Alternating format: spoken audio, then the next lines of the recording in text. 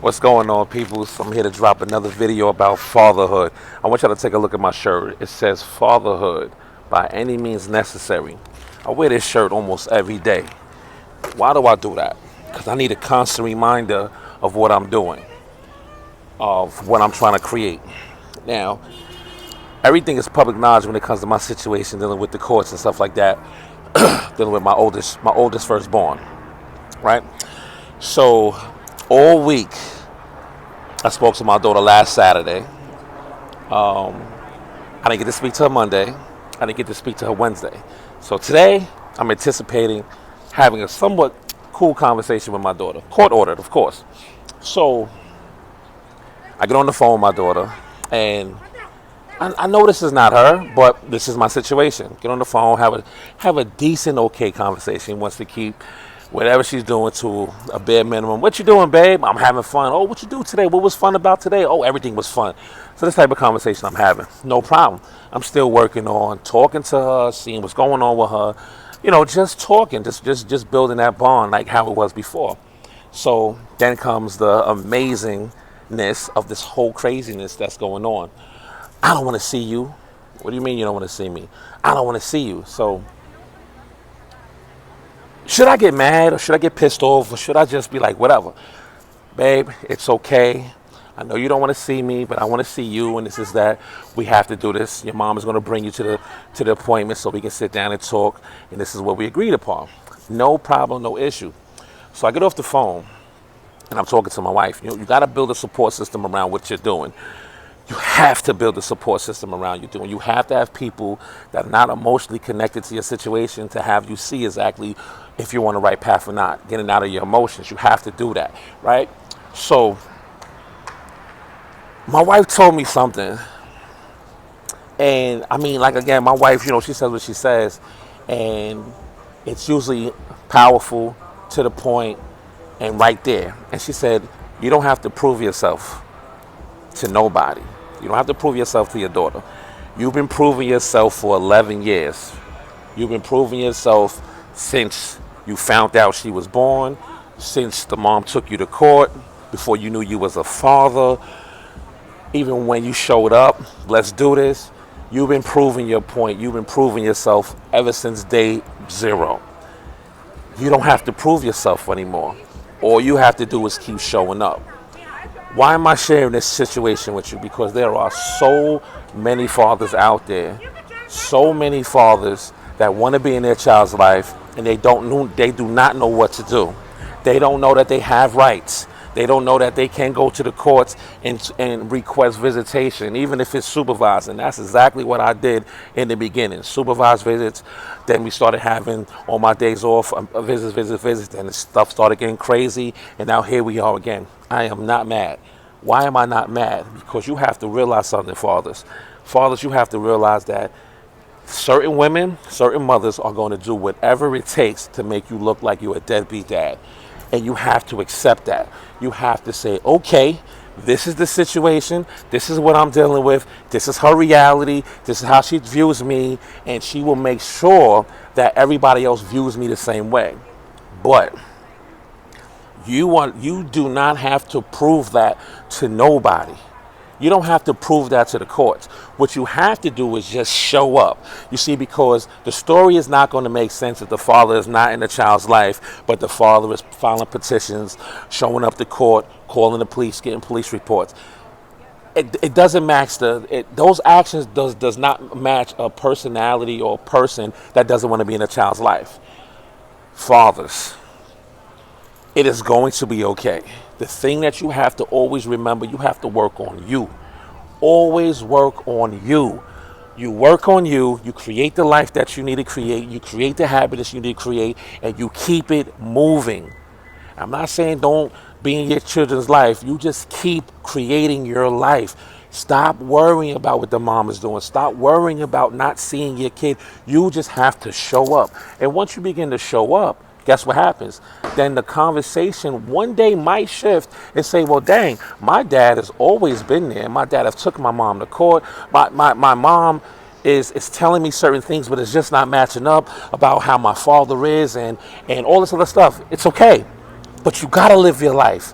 You have to live your life. You have to live your life. You have to understand something. And I'm very transparent. I have no problem talking about my situation because this is where I'm going.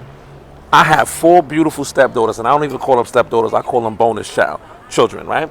I have a younger child, 5 years old, that I see on a regular basis, and I have a baby to be coming up in a couple of weeks, right? So if I don't want to have kids, why would I marry a woman that has kids before me? Why would I have another kid? And then why would I have another kid on the way if I don't want to be around my kids? But guess what? I don't have to tell people that. I'm telling the fathers because you need to realize you have rights.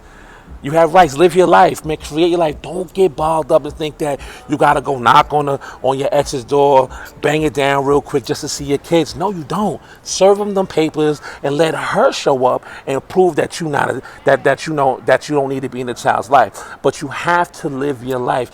People are going to be devious on multiple levels to make them look good.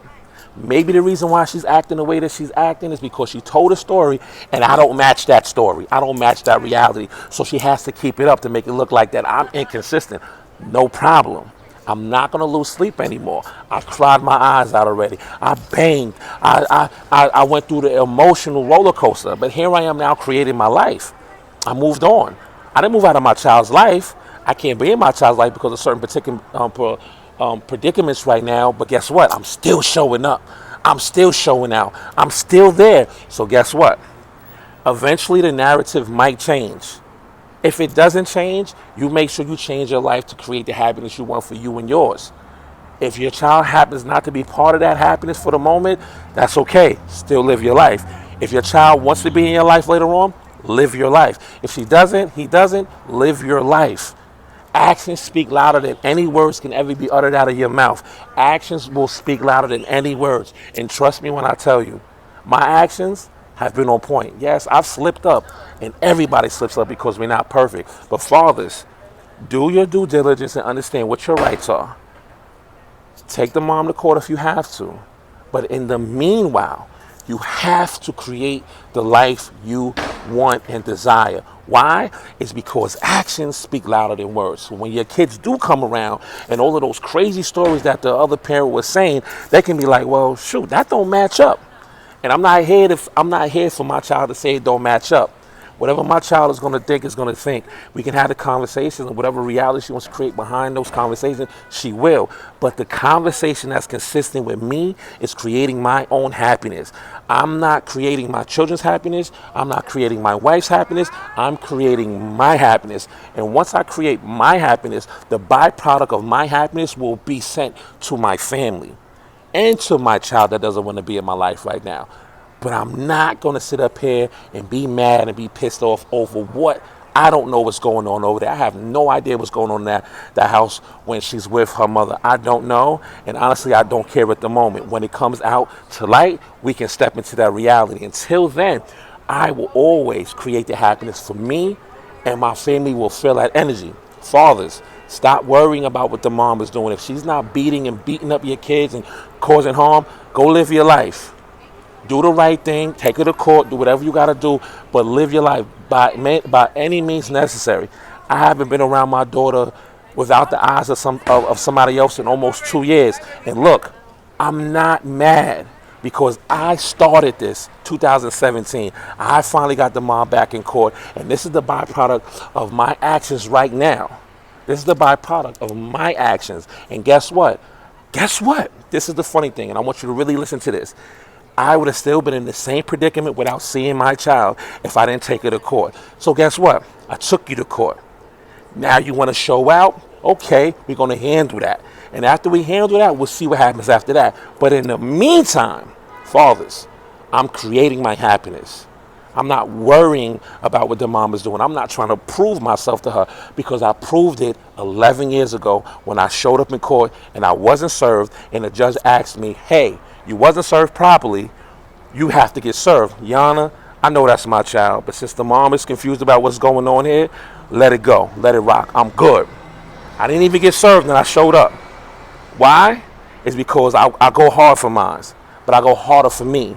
And since I know that now, I wish I'd have known that years ago. Go hard for you, and then the byproduct of all of that, people will see your greatness. And if they don't see it, no problem. If my daughter don't want to have a life with me, she doesn't want to talk to me, she doesn't want to be around me, guess what? That's her loss. It's her loss because I'm an amazing dad. I've made mistakes. She's going to make mistakes. Her mom made mistakes. And her side of the family make mistakes, just like the side of my family have made mistakes too. But you learn how to forgive and move on. And I'm not saying my mistakes took me away from my daughter.